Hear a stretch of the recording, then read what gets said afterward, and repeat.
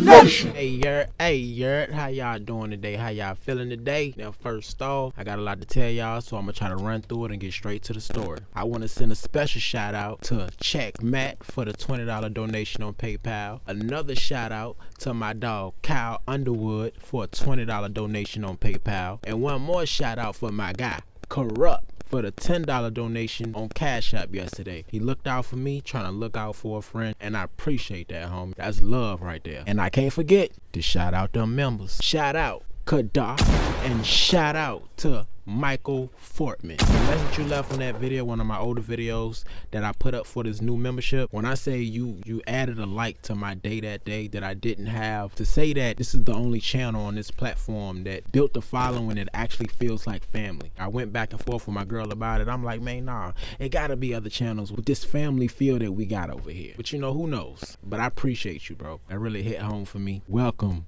to the family, D Nation. One more thing before I forget, I did add a new membership, which is $5 a month, and this membership is going to be for those multi videos that I used to do. I'm bringing it back, but this time the videos are going to be 20 minutes each, and the whole video is going to be 1 hour long. But I'm only going to post on that membership once a week. If you don't feel like it's worth it, I understand, and if you do, I understand. Either way, I love the fact that you're here in the first place. Now, I do got one of my favorite girls in the world in here in the studio with me. She in here doing her little art thing. Say hey, baby. So if y'all hear any residual sound in the background, little knickknacks here and there, I apologize. I'll try to edit out as much as I can. Now let's get straight up into it. I go by D-Jack, but you can call me D. So I go extra hard on that hard flow. Call me D. Waking up from his third nightmare in one night. Fizz, he looks at his clock sitting on the nightstand and it's 6:35. So he decides to stay up and make beats for the rest of the morning until it was time for his studio session that he had with this up and coming artist. Opening his phone, he saw a text from one of his friends, David, saying that he would be there to fix that audio problem he's been having because he was always getting this static feedback when he records sometimes. Kind of like me. Replying back is cool, just try to be here before 10 a.m. because he got a big session. Now the artist coming by, he had a lot of buzz around his name. So not only would the money be good, but to get a producer's credit for one of his beats would be big for him. He was hoping to play a few beats for him after the session was over, trying to persuade him to buy one of them beats. Fizz and his friends played in a band 10 plus years back in high school, but after graduation, their lives took turns that they weren't really in control of. But Fizz's love for it never dwindled away. So for the next 3 hours, he threw himself into his work, trying to be on top of the competition, knowing it was hundreds of producers to choose from in DC. Now the time will come for the artist who went by the name Young Lou to show up, but he's almost an hour late. Feeling nervous, Fizz took an 80 to mellow out and a bumper white girl to stay on point. He picked up this habit back in high school. It gave him a motivation boost that he never felt before. You know, almost like a superpower. And he only used a white girl occasionally at parties, the speedball, but he never did it by itself. But one by one, his close friends, others he just associated with, they all fell into that same trap. He called Lou to ask him where he was, and he told him he had been outside for the past 30 minutes helping somebody he saw passed out in the car. He ain't look too good, bro. And the car was still running. If his window wasn't rolled down, I wouldn't have got to him. Hey bro, what kind of car was he in, bro? It's a red Nissan Altima, and I called the police. They out here. And when he described the car, he dropped everything. All while Lou was still on the phone and ran out the door, remembering that one of his best friends was supposed to meet him this morning. But he forgot due to him going so hard in the lab today. When he ran out to the curb, it was exactly what he expected. His best friend being carried out by the gurney onto the ambulance, asking Lou, was he okay? Did he come back? Did they give him some Narcan? Yeah, man, he'll be fine. He fine. But is you good though? Like, you don't look too good yourself, bro. I already lost a friend a few months ago, and I could still lose David. How you think I'm feeling right now? Now Lou, he understood, but he also felt like today may not be a good day to record, and Fizz said that they could still do it because he really wanted to do this session with it being a big opportunity for him and all. Lou said it's okay, he'll just come back tomorrow when he's in a better mood, and he agreed. He had no choice but to agree. Now before Fizz could go back in the house, Lou asked him, did he know what he took? Did he know what type of drug it was? And Fizz, he knew, but he also didn't know at the same time, because he himself stayed strictly to pills, which was 80s and nothing more, nothing less. And David, he played on the same field, he just used a different ball, if you checking my grammar. Lou went on to tell him that, hey, if y'all boys need something official, If y'all need a real deal and don't have to worry about nobody spiking the packs, hey, just holler at me. wait a minute, so you got it? Like, you be hustling? I mean, not for real. I mean, I sell it, but more so middleman type shit. If one of my people needs some, you dig? Now Fizz, he said that he'll think about it, but also told him that he really don't mess with it. But if any of his other homeboys is looking for it, he'll direct them his way. Fizz then goes back in the house to call the rest of his friends, tell them what happened to David. They broken up, everybody wanna go see him, they wanna go to the hospital, but Fizz said to give it some time, because his family was probably there already, and his family knew and they did not like his friend group who indulged in drugs. They would all go visit him later on that day, with him speaking about rehab, getting clean, something he always did. This being his third OD scare, all his friends supported him to the best of their abilities. But them being addicts themselves, there wasn't enough positive reinforcement in the room. They were all part of a much larger entourage, but this group being the closer of the few, Fizz couldn't deal with all the fake clean talk, so he told the guys he was going home to prepare for a session the next day.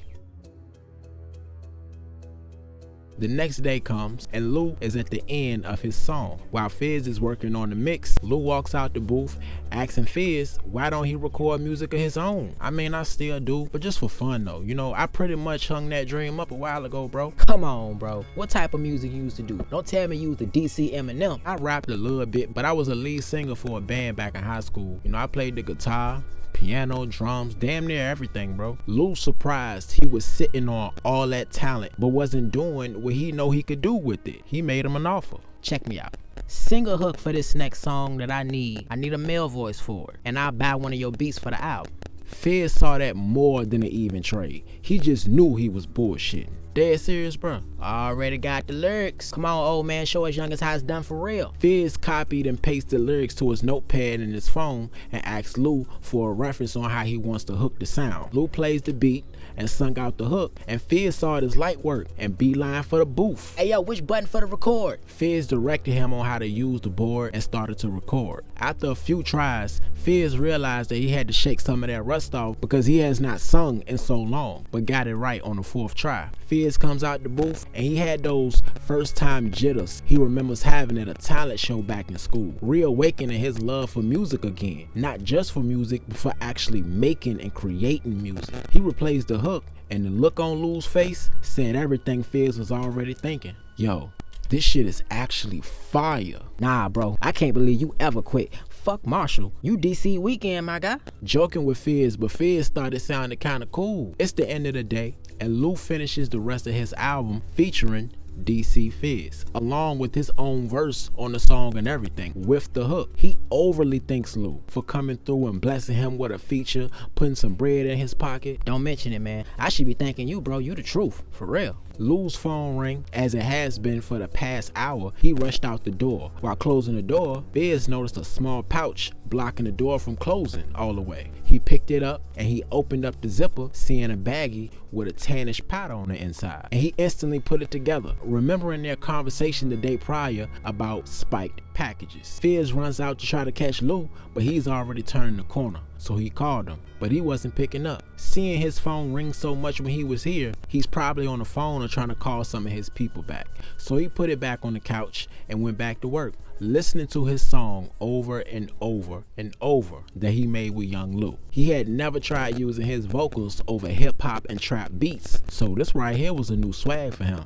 Fizz started to feel a cold sweat coming over him, his nose starting to run, and warm patch feelings all through his stomach, and he couldn't believe it. He forgot to take another 80 in the middle of their session today. Fizz was having such a natural high with his newfound style of music that he almost forgot he had an opiate dependence. It led him to reminiscing back to his high school days, playing rock music in a band with his friends, hogging up his father's garage most of the week. A time where drugs didn't really play a part in his creativity. A time where all he needed was those drums, piano keys, that microphone, for that dopamine release. He snapped back into reality and headed back to his bedroom, opening his top drawer, Sifting through overdue rent notices, car notes, and other miscellaneous bills, he found an empty bottle of 80s. For the most part, Fizz was great at managing his money. He made a decent amount every month with his recording studio and selling his beats online. He disciplined himself, even with his addiction, but even that couldn't keep him from spending more than what he could afford on his prescription pills. Fizz frustrated.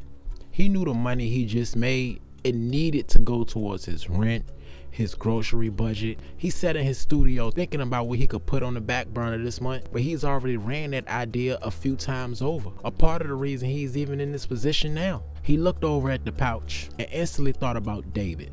So he decided to call him up to check on him, but to also distract him from that bag of food. He ended up getting his voicemail, so he then called the hospital. And upon doing that, the front desk clerk told him he had checked out a few hours ago, which made him happy, but it did nothing for him at the moment. He wanted to hear David talk about getting clean, no matter how much he didn't believe him. Not wanting to call anyone else, he told himself he deserved to celebrate. Man, I work hard today, and it'll just be for now until I can make some more money, justifying his actions to himself. So he took a small bump. He then got a call from his friend David, saying he's okay, and him and the guys, they planned on visiting Barry in jail in the next 2 weeks, and they asked him was he coming. He agreed, and he asked David if he was serious about rehab. After a long pause, Fizz saved his friend from any type of explanation. Hey look, don't worry bro, I'll be there. I gotta go, you'll be fine man, we'll figure it out, I got it bro, love.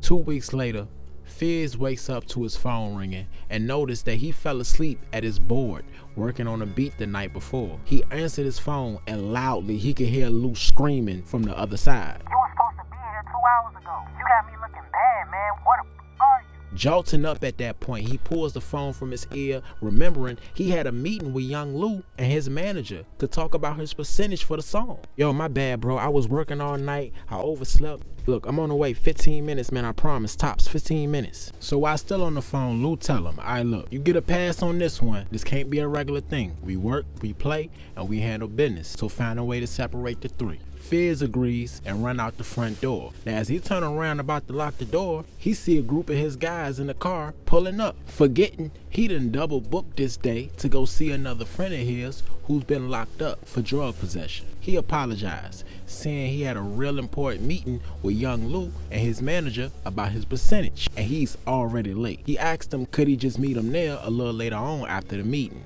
Really bro, we playing this 2 weeks ahead, yo, like what? He goes on to tell him that he got a feature on young Lou's album, and since the release, the song been blowing up on all the platforms. They all happy for him, but they more so worried that he forgot about the visit, saying that Fizz, he never misses a day, late for a job, not even oversleeping for nothing. Look, I'm good y'all, give Barry my best and take some pics for me, alright? They all agreed, hugged, and left the house. While on the way there, Fizz stopped the car, busting a Yui in the middle of a busy street. Swerving back to his house, he back in the house grabbing a pouch off the couch that he left in the studio, and he left back out. Pulling up to Lou's manager's location, he expected to pull up at an apartment, a house, or some ran down building, but this was an actual office he was about to walk into. Feeling his hands jitter from that nervous feeling he'll get, grabbing the bag, dumping a little small amount on his hand, and taking a bump, trying to calm himself down. This being a bigger bag since his first time, he would end up telling Lou he used up his last bag 2 weeks prior. Lou let him have it on the house, but anything else after that had a price on it. Also giving Fizz a discount if he showed love for them beats. Fizz checked himself in the rearview mirror, using a wet wipe to clean off his nose. He get out the car, seeing Lou waiting at the entrance smoking a cigarette. Hey look bro, I don't knock nobody for their private affairs, but try to leave that shit at home, man.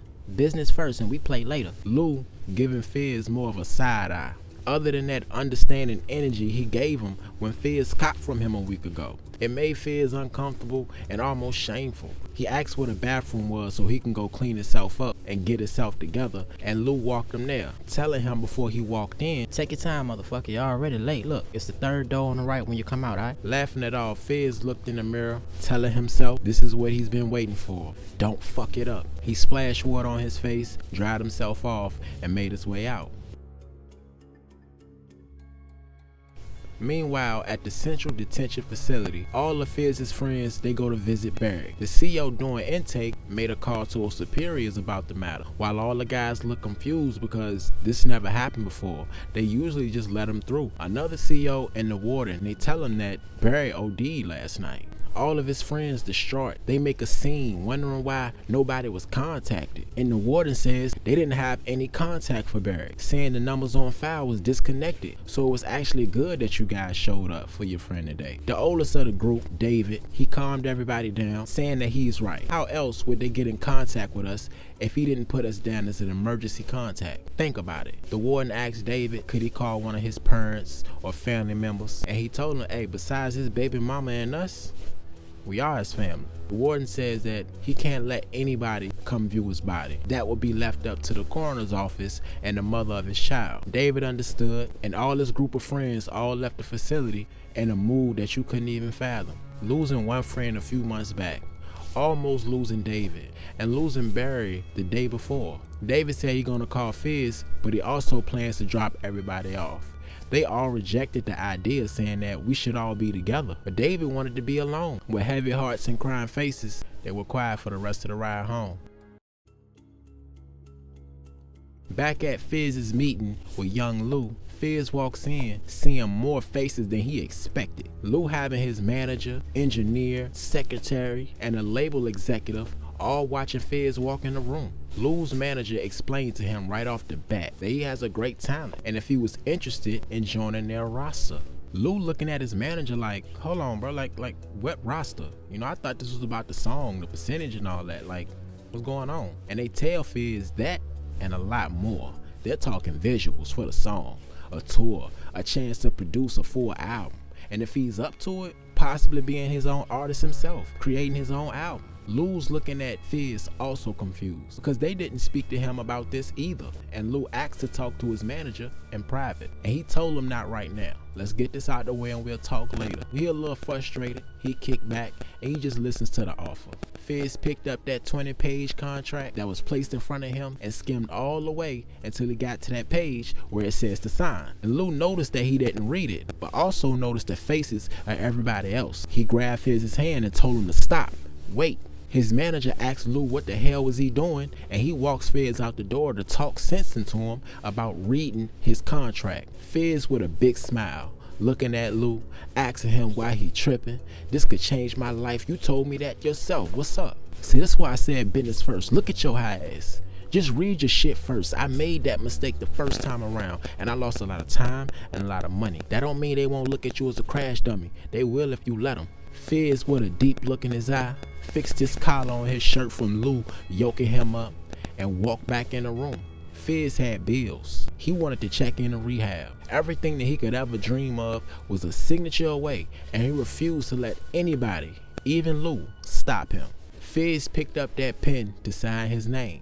Hey man, how about you sleep on it, bro? Can't hurt nothing. Lou's manager even encouraged him to do so, saying that he could take it home with him, read it over, sign it when he was ready, but the offer had a 24-hour deadline. Fizz felt his phone vibrating through the whole meeting and ignored the calls. While having the phone on the table beside his contract this time, he saw a text come in from David. Barry OD'd last night. He's gone, bro. Looking at that message, Fizz let out a loud, horrible laugh, saying, why wait on destiny?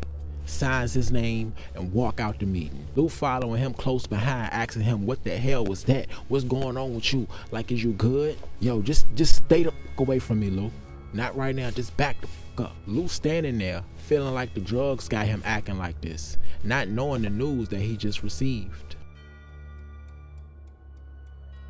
5 years later, a 32-year-old Fizz sitting on the couch in his studio watching a YouTube video of his old friend Young Lou doing an interview. Feeling a wave of regret, he turned it off, not wanting to think about what his life could have been compared to what it actually was at the moment. A call comes in, speak of the devil. It's Lou.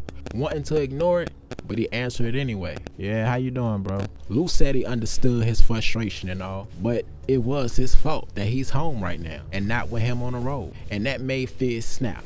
talking about the money he felt he was owed, the work he put in, and got little to no credit for. But Lou also said he told him not to sign that contract, with it only being a 4-year producer deal that paid him well. But with Fizz going through so much depression over the years, he spent a lot of that time at therapy, rehab, and funerals. I got a show, but I'm gonna call you after. Your ass better pick up. Alright, brother. A year after he signed his deal, he got clean, went to rehab, and around that same time, he ended up losing 2 more friends to an OD. That's 4 guys he lost in a span of 2.5 years. He would still pick himself up, not falling back into addiction, going another 2 years working with Lou. He was prepared to go on a road with Lou and the team, and he would get more bad news. His closest friend, David, had passed to an OD himself, and that one hit him the hardest out of everybody. He felt guilty because he never said no to his friends. He knew that they still had habits, but he thought it was the real thing to do to look out for his own. 2 days before David's death, Fizz wired him $5K. Money that David promised to use to get clean and get his life together, pay up some bills. And he had asked Fizz to see him off, like, can you come and watch me go in, check in for the first day? But Fizz told him he was scheduled to do his first tour, so he couldn't, and to ask one of the guys to go with him. And David, he didn't express his hurt to him, not making it hard on Fizz, but he felt his best friend didn't care no more, now that he himself was clean and well off. Afterwards, during his first performance, he went out high for the first time in years, and it showed. Throwing up after his first few notes, Lou and his manager rushed him off stage, asked security to get him back on the tour bus, and a week later, Lou passed him a plane ticket. Yo, man, you gotta go home. You gotta face them demons. Not really believing Lou, at that moment he just felt like a junkie burden that nobody wanted to deal with. After attending David's funeral, Fizz went back into that hole that he dug himself out of, having his first experience with fentanyl. He luckily got a full crash course about the drug, so he used it safely, not to OD. He needed something that packed a harder punch, and he found it. Fizz would go on a bender for a while, all while building his tolerance. He noticed how much less it lasted compared to the dog food itself, and since he had a higher chance of losing his life, he decided to leave it alone altogether, sticking to what he's used to. With Lou out the game, he didn't have a for sure person to cop from, where everybody's selling everything with fent in it nowadays. He called a buddy of his named Shark. He used to be a part of his band, asking him if he could find something without the fent in it. And Shark told him that it's kind of hard these days, even if who's to say that the person who sold it to them didn't tell him that they didn't cut it with fent. The game's fucked up, bro. If you're gonna do it, you just gotta accept that you're gonna take a gamble. Shark was one of the few friends who never picked up the habit, even though he sold it more than anyone he knew. He had a wife, 3 kids, and a life that Fizz said he would love to have one day. After calling everybody he could and nobody giving him a definite assurance that he won't unalive himself, there was one more person he could call. He picks up the phone, getting that nervous jitter he would always get in intense situations, and dialed the number. Just the sound of the hello from the other end of the phone made him break the tears that he was trying to hold in. All she said was, "Come home. You are always and always will be loved, no matter what it is. It's okay." Fizz still looking at the phone, wanting to push the end button, but then he got a knock at the door. Frequent knocks that wouldn't stop. He opened the door and he saw Lou standing on the other side, saying that he cut his show short and was only an hour away in Virginia. I ain't gonna let you go out like that, dog, not you. Fizz said he was ready. He really was ready this time. He then held the phone back up to his ear, telling his mom he was coming home. Lou sat there with him the whole night, making sure he didn't use. When morning arrived, his mother showed up, ready to see him off to rehab along with Lou. Before he would check in, he had to get it off his chest. Lou, assuming what he's gonna say, he tell him that it ain't his fault. Everyone has choices, but Fizz tell him it's not that. Telling his mother the day that his dad left home when he was 15 years old, he knew he didn't leave for another woman, go to jail, or die like his mother would lie to him over the years about, which is the reason he strayed away from her. But he knew his dad was chasing a high, the same high he's been chasing at a young age. He figured that his dad would somehow find his way back to his son once he saw that he was chasing the same thing. Maybe he'll want to stay this time. His mother had no words, just heartache and tears for her son. They walked him into the facility. Lou told his mama he would take care of all the expenses and made sure he was ready the next time he came out. But Lou also had a confession to make to his mother, telling her that he felt like he turned him on to what he was giving him, saying that maybe he shouldn't have been selling him what he was selling him at the time. But his mother told him that Fizz addiction started a long time ago, so whether you gave it to him or I did, he would have found his way eventually. By the time Fizz was old enough to understand the high that he was chasing, he knew this wasn't a fairy tale dream from a 15-year-old boy that would ever come true. But he used this drug for so long that the reasons grew more and more on why he chased it in the first place. It's a year later. Fizz is back making music, telling Lou he want to stay out of the way. He just want to create behind the scenes for him and other artists to make their own. Him being able to create was all he ever needed his whole life. And the day that he walked out for the second time made it that much more clear. He handed what almost felt like a book to Lou, full of songs that just needed an artist to sing them. Fizz went on to live a full life, starting a family like his old buddy Shark, and he did it with a woman that he met during his rehabilitation. The message I want to leave with y'all today is this, man. I want to emphasize the fact that we all have a natural way of releasing. This story relates to me a lot because music activates that feeling for me. It's a feeling you can't really replicate. Even when you take the artificial way, it would never last long enough, and it comes with side effects, and it defeats the very purpose of what you love to do. So find a natural way to use your dream job, hobby, or special talent that you always had. Find your natural way to release. That's all I got. Y'all stay safe. Y'all stay positive. Y'all stay sober. If you ain't moving, you losing, my boy. And we out. Call me, D. Hustler talk, no comment though, just paper chase. Chasing my dreams, my nightmares ain't got no money. Just a cardboard sign and they existing so bummy. And they want me down with them at the bottom of the barrel. I don't want no parts of it. For that life I never settle, so I go all